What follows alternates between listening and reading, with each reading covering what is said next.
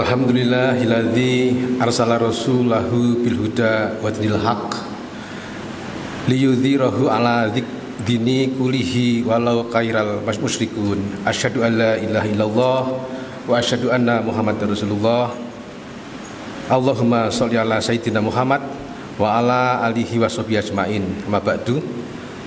Faya ibadallah usini nafsi wa iyyakum bitaqwallah faqad fazal muttaqun. Wa qala ta'ala ya ayyuhalladzina amanu taqullaha haqqa tuqatih wa la tamutu illa wa antum muslimun. Shadaqallahul azim. Allahu akbar, Allahu akbar, Allahu akbar walillahil hamd. Segala puji hanya milik Allah Subhanahu wa taala. Kita memujinya, memohon pertolongan dan ampunannya, serta berlindung kepadanya dari kejahatan diri kita dan amal perbuatan kita dan keburukan amal perbuatan kita. Barang siapa yang diberi petunjuk oleh Allah, maka tidak ada yang dapat menyesatkannya, dan barang siapa yang disesatkan oleh Allah, maka tidak ada yang dapat memberinya petunjuk. Jamaah Jumat yang dimuliakan Allah, marilah kita tingkatkan ketakwaan kepada Allah Subhanahu wa taala dengan menjalankan semua perintahnya dan menjauhi semua larangannya. Ketakwaan adalah benteng utama dari berbagai bentuk kezaliman, termasuk penipuan dan korupsi yang saat ini atau pada zaman ini sedang marak, terutama di Indonesia. Hari ini kita menyaksikan semakin banyak kasus penipuan, kasus kecurangan, kasus korupsi atau yang di dunia akuntansi sering disebut fraud yang terjadi di sekitar kita. Dan ironisnya, pelakunya seringkali adalah orang yang berpendidikan, memiliki jabatan, bahkan dikenal sebagai tokoh religius. Hal ini menunjukkan bahwa masalah utama bukan pada kekurangan ilmu, melainkan lemahnya iman dan amanah. Fenomena penipuan dan korupsi hari ini bukan sekedar persoalan hukum, tetapi cerminan krisis iman dan moral. Banyak orang yang sudah mengetahui bahwa menipu dan korupsi atau berbuat curang itu haram, namun tetap saja melakukannya. Nah, mengapa hal ini terjadi? Ada beberapa hal yang mungkin bisa kita pakai untuk menganalisis. Ya, yang pertama adalah lemahnya rasa takut kepada Maha Pencipta, kepada Allah Subhanahu wa taala. Akar utama penipuan dan korupsi adalah hilangnya rasa takut kepada Allah Subhanahu wa taala dan lemahnya komitmen moral. Banyak orang merasa aman berbuat curang karena tidak diawasi oleh manusia, karena tidak diawasi oleh alat, ya, atau oleh sistem.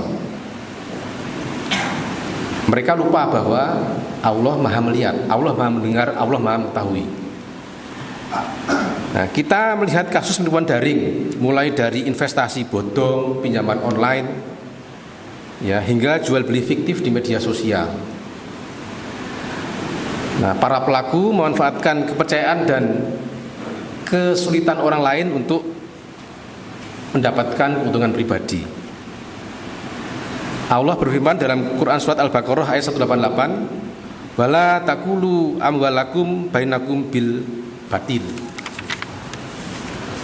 Batil di sini atau al-batil di sini menurut Ibnu Katsir adalah segala cara yang tidak dibenarkan oleh syariat dalam syariat Islam, seperti misalnya penipuan, riba, korupsi, suap, penggelapan, ya, kecurangan jual beli dan lain-lain.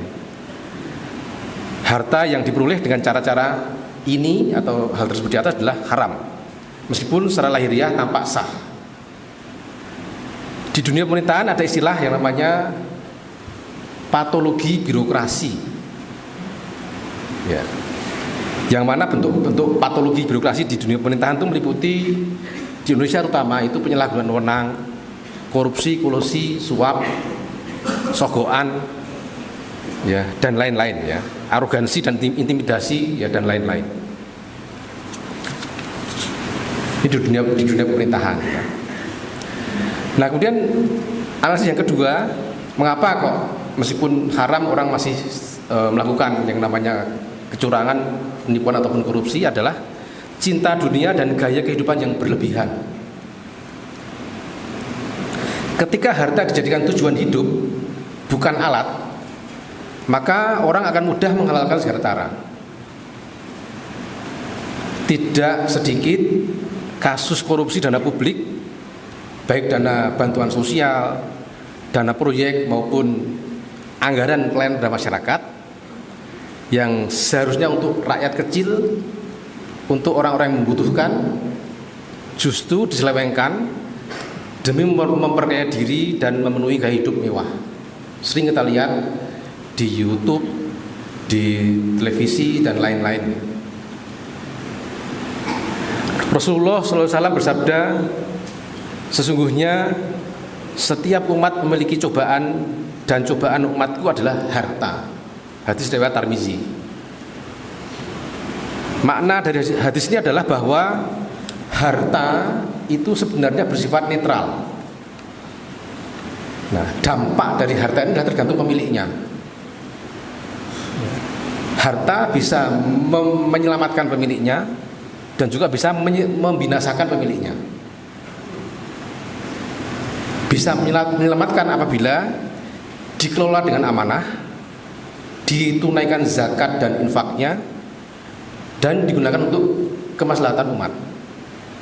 Sebaliknya akan membinasakan apabila menjadi tujuan hidup, kemudian menghalalkan segala macam cara dan melalaikan dari ibadah dan akhlak.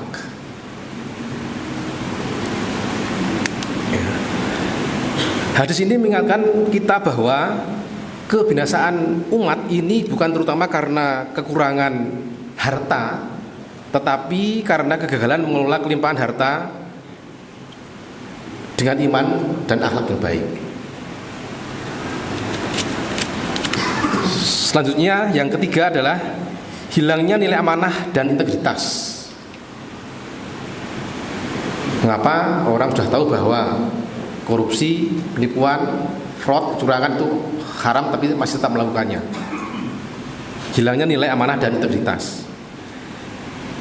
Kita juga sering menyaksikan praktek kecurangan di tempat kerja, seperti manipulasi laporan keuangan, markup anggaran, dan juga penyalahgunaan jabatan, penyalahgunaan wewenang. Nah, semua ini berawal dari menganggap remeh ketidakjujuran dari yang kecil-kecil, yang akhirnya menjadi besar, menjadi kejahatan besar.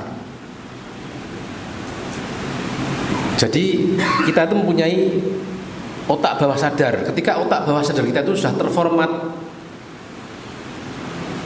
aturan dilanggar, langgarlah aturan, itu akan memformat otak bawah sadar kita itu, dan nanti akan terbawa di dunia kerja, di dunia organisasi, dan manapun. Nah, ini makanya kita harus berhati-hati. Dimulai dari pendidikan dini, dimulai dari, ya, kalau bisa dari TK, anak TK, SD, SMP, SMA, kemudian kuliah dan seterusnya. Ya, biasakan yang kecil-kecil ini nanti akan menjadi besar, dan gak terasa bahwa otak bawah sadar kita itu sudah terformat untuk melanggar aturan. Langgarlah aturan. Lampu merah terjang, itu ketika kita kejar, kemudian pelakunya kita tangkap, kita jadikan pejabat, itu kecenderungannya akan korupsi nanti, karena otak bawah sadar dia sudah terformat dengan langgarlah aturan. Ujian kepek. Tugas akhir menyuntek. Itu juga hal yang kecil yang nggak terasa, itu nanti akan memformat otak bawah sadar kita. Langgarlah aturan. Nah, jika yang kecil ini terus terjadi setiap hari, setiap saat, nanti akan otak bawah sadar itu terformat bahwa langgarlah aturan. Nah, ketika masuk di dunia kerja yang mendapatkan amanah gitu, ya sudah, langgarlah aturan. Akan mendorong orang untuk berbuat tadi ke arah patologi birokrasi tadi, ya, ke arah perbuatan yang tidak baik, yaitu tadi penipuan maupun korupsi dan lain-lain tadi. Nah, Rasulullah SAW bersabda, tidak beriman seseorang yang tidak amanah. Hadis riwayat Ahmad. Hadis ini menegaskan bahwa amanah adalah pilar utama iman, sehingga hilangnya amanah menunjukkan cacatnya iman seseorang. Kemudian yang keempat, kenapa orang masih saja melanggar untuk berbuat korupsi ataupun penipuan, yaitu lemahnya pengawasan dan sistem yang ada di sekitar kita. Sistem yang longgar membuka peluang untuk menyimpang, untuk melakukan penyimpangan, meskipun pelakunya tidak selalu berminat jahat sejak awal. Nah, contoh sederhananya misalnya dalam sebuah organisasi ada seorang yang diberi amanah untuk mengelola dana, kemudian membuat laporan dan menyetujui pencairannya. Ini semuanya satu orang. Nah, ini sistem seperti ini nggak baik, nggak bagus. Ya, sehingga membuka peluang untuk melakukan tindakan yang tidak baik tadi, yang korup tadi, meskipun di awal tidak berniat. Nah, kesimpulan yang bisa kita ambil dari penjelasan tersebut adalah bahwa penipuan dan korupsi terjadi ketika satu, iman kita lemah, kemudian harta diagungkan, dan yang ketiga, sistem memberi celah atau peluang. Jemaah yang dirahmati Allah, jika penipuan dan korupsi terus dibiarkan, dampaknya bukan hanya kerugian materi, tapi juga akan merusak kepercayaan sosial, hancurnya keadilan, dan juga hilangnya keberkahan hidup. Mahasiswa adalah calon pemimpin dan profesional di masa depan, maka jujurlah dalam belajar, ya, amanah dalam organisasi, bersih dalam nanti mengelola dana apabila diberi amanah, ya, dan takutlah kepada Allah Subhanahu wa taala, bukan hanya kepada aturan di kampus saja. Itu penting sekali. Hadirin jemaah Jumat rahimakumullah, marilah kita kembali meningkatkan ketakwaan kepada Allah Subhanahu wa taala. Islam memberikan solusi yang jelas dalam menghadapi maraknya penipuan dan korupsi, yang meliputi yang pertama, menanamkan keyakinan bahwa setiap harta akan dihisab sekecil apapun. Kemudian yang kedua, membangun budaya amanah mulai dari keluarga, sekolah, kampus, hingga tempat kerja. Kemudian yang ketiga, membiasakan kejujuran dalam perkara kecil. Tadi sudah saya contohkan di awal tadi. Karena korupsi besar selalu berawal dari perbuatan kebohongan maupun ketidakjujuran yang kecil-kecil, yang tadi ngumpul jadi satu, jadi besar tadi, dan terformat di otak bawah sadar kita. Langgarlah aturan. Itu harus kita hindari. Kemudian yang keempat, menjadikan jabatan dan profesi sebagai ladang ibadah, bukan alat memperkaya diri. Barakallahu li walikum fil Qur'anil azim, wa nafa'ni wa iyyakum bima fihi minal ayati wa zikril hakim. Aqulu qauli hadza astaghfirullah li walikum innahu wal ghafurur rahim.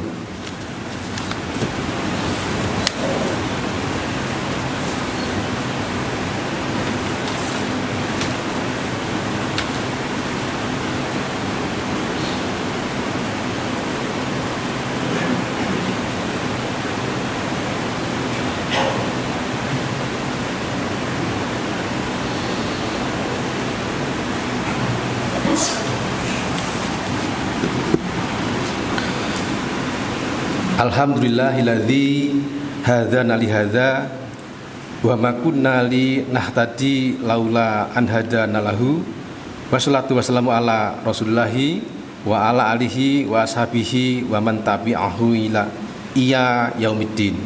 Asyhadu alla ilaha illallah wa asyhadu anna Muhammadar Rasulullah la nabiyya ba'dah. Faya ibadallah usikum wa iya yabitaqallah wa la tamutunna illa wa antum muslimun. Jamaah Jumat yang dimuliakan Allah, marilah kita senantiasa jaga diri kita masing-masing, keluarga kita dan lingkungan kita dari perbuatan yang curang dan zalim. Kejujuran mungkin terasa berat, tetapi disitulah letak keberkahan hidup.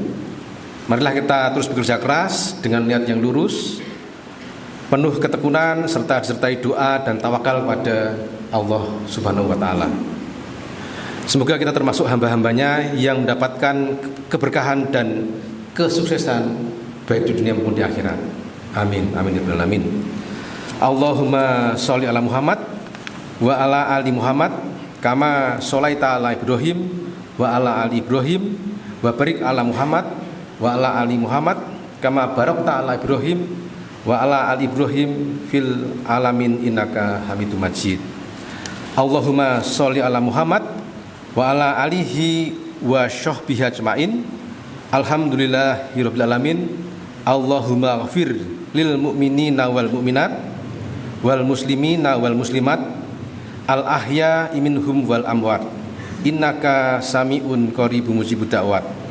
Rabbana dzalamna anfusana wa illam taghfir lana wa tarhamna lanakunanna minal khosirin. Allahumma inna nas'aluka salamatan fiddin wa afiyatan fil jasad wa ziyaratan fi ilmi wa barokatan fi rizki wa taubatan qoblal maut wa rahmatan indal maut wa maghfiratan ba'dal maut. Allahumma hawin alaina fi saqatil maut wa najatan minan nar wal afwa indal hisab. Rabbana atina fid dunya hasanah wa fil akhirati hasanah wa qina adzabannar walhamdulillahirabbil alamin. Demikianlah khutbah Jumat kali ini. Semoga apa yang disampaikan dapat diambil hikmahnya dan mudah-mudahan kita semuanya termasuk orang-orang yang diberi syafaat oleh Allah Subhanahu wa taala hingga akhir zaman. Assalamualaikum warahmatullahi wabarakatuh.